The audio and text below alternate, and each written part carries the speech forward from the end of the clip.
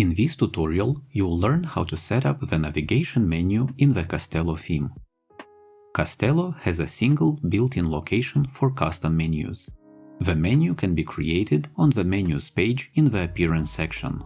First, you have to create a new menu or edit an existing one. Add all the pages and custom links and then save the menu to the primary location.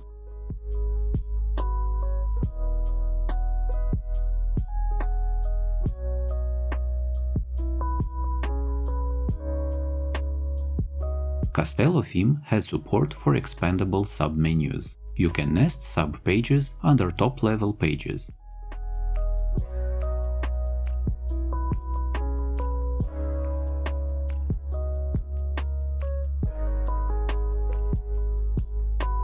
If you'd like to learn more about custom menus in WordPress, please watch the video linked above. If all this sounds too difficult, you might be interested in our special professional setup package. You can visit our pricing page for information about our pricing plans and special packages. Please contact our support team if you have any questions.